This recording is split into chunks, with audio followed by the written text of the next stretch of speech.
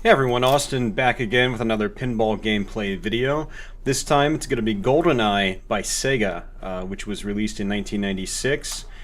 As usual, I'm going to go over some rules. I'm going to go over and just commentate what's happening on screen and sort of try to give you guys a good idea of what's happening with this game and what sort of things you can do with it. Goldeneye is a pretty fun game. It's not the deepest game out there, but that was pretty much the case for most Sega pins of the mid to late 90s. As well as a lot of Data East pins. But it is still a really fun game, and I think it's definitely one worth trying if you see it.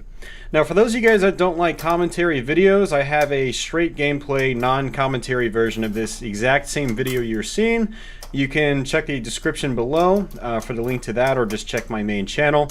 As well, you can find a full screen, rotated version of this same video. For those of you guys on tablets or smartphones, you can just drop it on a table and rotate it and have a full screen video of this gameplay. So Goldeneye, it's not the deepest game out there, like I said, but there are some cool objectives you can go for. There is a ultimate wizard mode in the game. If you look in the center of the playfield, there's 5 main modes at the top. The top 2 rows of inserts are your 5 main modes, and then there's 4 more inserts at the bottom for other objectives you have to complete over the playfield. Once you complete those, you'll qualify for the wizard mode, and it's tough to do, but at the same time it's not tough to do. Usually there's just one mode that is going to give you major trouble in terms of going to the wizard mode, but I'll talk more about that later. So yeah, you can get to the wizard mode. There are some goals like that. You've also got a couple multi-ball modes in the game. One which we're in right now, which is satellite multi-ball, which is actually the best multi-ball in the game, and it's very, very easy to get into. You're going to be playing a lot of satellite multi-ball, and which isn't a problem if you're playing for points. If you're playing for points, satellite is actually where you kind of want to be in terms of, well, getting good points. There's also a tank multi-ball mode, which is basically satellite multi-ball with less objectives and less worthwhile points. It's like a gimped version of satellite, and ironically, it's actually harder to get to than satellite. So you're mainly just going to be playing satellite multi-ball as your main multi-ball in the game. And Goldeneye's also got a couple of other cool modes and so forth. It's got this hurry-up mode on the ramps, which I'll describe a little bit later on. So we're actually in satellite multi-ball, and to qualify for satellite multi-ball, there's a stand-up target in dead center in the middle of the playfield towards the top. And when you hit that, it'll light a lock on the left ramp, and it's virtual locks in this game, no actual ball locks. So you'll collect a virtual lock, and then you can hit that stand-up target again to light your second lock. And after you do that, you lock the ball. And then once you do that, you'll need to hit the left ramp to hit the left in-lane switches to raise this little ramp in front of the satellite. And what you need to do is actually launch the ball into the satellite. There's a magnet on the satellite which will grab and hold the ball, and that'll start your multi-ball. And it's a really neat toy in the game, and it's a really fun multi-ball, and one of my favorite parts about this game. So that what you saw there was eject or die. I had lit the out lanes, which will bring the ball back into play through a magnet between the flippers. And you have 6 seconds to hit that stand-up target, the lock target, to get your ball back. If you don't hit it within 6 seconds, power drains to or power stops to the flippers, and you lose your ball completely. To activate that, you actually have to hit the side left stand-up targets, the gun targets, I believe. And once you do that, you'll light a very, very small yellow insert for shootout mode. And if you hit that, you'll actually go into shootout mode. And that's a mode where you have to press the trigger, the launch button on the pinball machine. This game has a gun trigger, much like the Shadow or Last Action Hero or something like that. Guards will come on the screen. You'll have to keep pressing the gun trigger to blow them off screen. And once you do, you get small points, but you also light the out lanes for eject or die. Again, the ball saver mode in order to get your ball back. So this is a train and tank crash, which is a 2-ball multi-ball. You have to hit both ramps back and forth, basically. There is ball saver on this multi-ball, except that the light on the bottom of the playfield doesn't indicate that there is ball save. But if you drain a couple balls really quickly, you will get them back, as you saw here. So you basically have to hit left ramp and then right ramp, then left ramp and right ramp, etc., etc. Just rinse and repeat. It's actually a very tough mode to score in consistently because of the nature of the shots you have to make. The left ramp is if you get, you have to really have balls cradled on both flippers, but even if you do, it's still tough to get under control, because what happens in train and tank crash is a diverter activates on that left loop. It'll basically suck the ball down and then kick it back to your right flipper. So it's actually kind of hard to get into a rhythm and flow to continually milk those left and right ramps in that mode. It is a fun multi-ball though. I do like it. It's one of the better modes, I think, in the game, just because it does require a little bit of skill to really get big points off of it. So right now I've got my satellite multi-ball ready. I'm also in shoot the guards mode. And in this mode, you basically have to hit the green stand-up targets by the satellite and the left ramp. I don't usually play out this mode. It's not really worth playing out. I mean, you can get some decent points for it, but it's very risky. And on my machine, half the time, the targets just won't even register, even after a good cleaning of the contacts.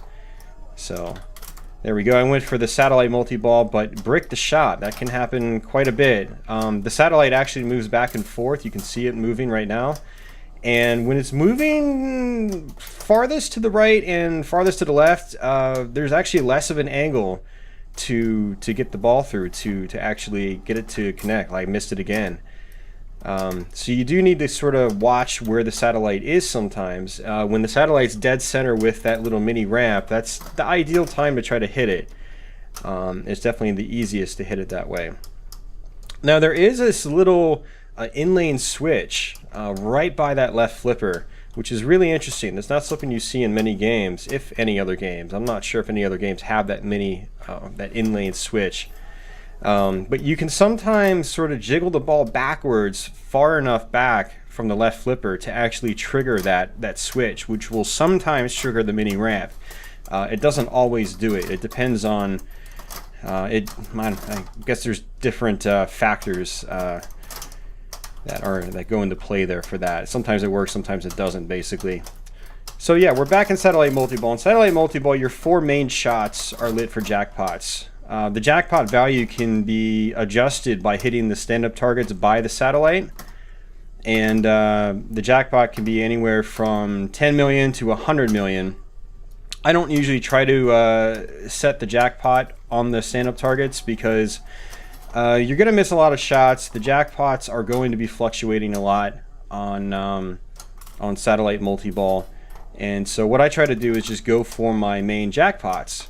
If I can do that, and if I still have a ball latched onto the satellite, it'll give me the option to try to knock that ball off. So I'll collect 4 jackpots valued anywhere between 25 and 100 million, and then I can try to knock the ball off the satellite for another 200 million. And then after that, a roving super jackpot shot will go across all 4 main shots, kind of like the super jackpot in Attack from Mars, and that'll be worth 150 million. So you're looking at really good points in satellite multi-ball, and if you collect all those jackpots, it basically just repeats. You collect the 4 main jackpots again, and then collect the super. Now the great thing about satellite multi-ball is, again, it actually holds on to one of your balls in multi-ball. And when you go back down to single ball play, if you haven't been able to actually knock that ball off the satellite, it'll give that ball back to you. So your multi-ball is not over when you go back to single ball play in satellite. And that's why satellite multi-ball is so good. Tank multi-ball, again, is sort of like a gimped version of satellite, but it's only a 3-ball multi-ball, and there's no 1-ball safety like there is in satellite, which is why, unless you just kind of feel like playing tank multi-ball for fun, don't ever play tank multi-ball. It's, from a points perspective, it is just not even worth playing compared to satellite. So I've pretty much completed or gone through all of my 5 main modes, which can be activated at the scoop, which is actually between the left ramp and the lock target, the light lock target. And that scoop's actually pretty cool. I like the position of it.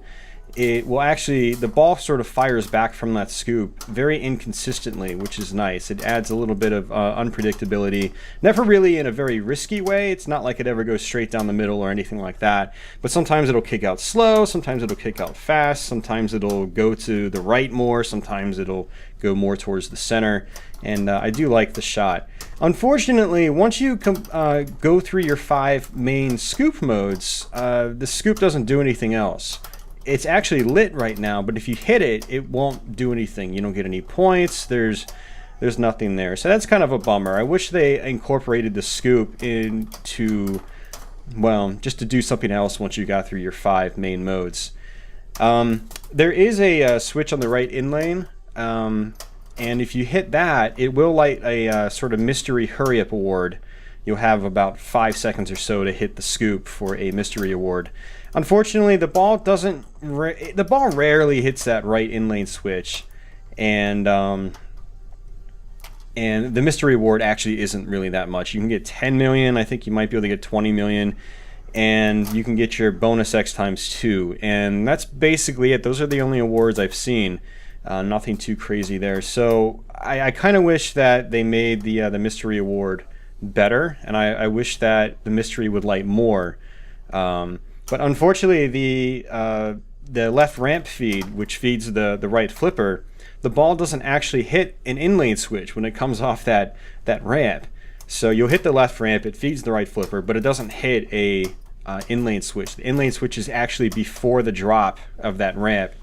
So you're very rarely going to even be able to qualify for that mystery. And when you do, it's not really worth much. So I kind of wish they incorporated the mystery a little bit more, so it would be, you know, if you could access mystery a lot more, it would be worth going for. But since you might get it once a game, it's not even worth shooting for when you do get it. So now that I've got my 5 main modes out of the way, there's 4 other objectives at the bottom of the screen. One of them is shootout, which I've actually gotten multiple times, and I'm back in it right now, as you can see. And as you saw, I actually took my hand off that right flipper and to push the trigger. The interesting thing about shootout is the game plays this audio that makes it seem like oh, I've got to shoot the guards right away. It's time's running out, but you actually have God, you might even have 20 seconds to do the shootout mode. So what you want to do is just get the ball under control, cradle the ball, and then press the gun trigger and go from there. What I like to do, just because it's more fun, typically it's more engaging, is to try to just juggle with one hand and press the gun trigger with the other. It's just more fun for me. More risky, but it's just more fun. One of the other goals on the bottom row of inserts is completing your 007 top rollover lanes, which is that's your bonus multiplier. And here we're back in the satellite multi-ball. And that's kind of tough to do for, well, it could be multiple reasons. For me, it's multiple reasons on this machine. For one, my rollover switches up at the top are very inconsistent. So, you know, it might take several balls going up there for me to actually complete those 3 top lanes, unfortunately. Also, at the time of recording this video, the pop bumpers were a little finicky as well. They don't really pop as well as they probably should. So I don't usually get a lot of top lane rollovers from the pops, unfortunately. The other issue is that there's no way to feed the ball back up to the top lanes without actually changing an option in settings. So the only time the ball gets up to the top lanes is when you plunge.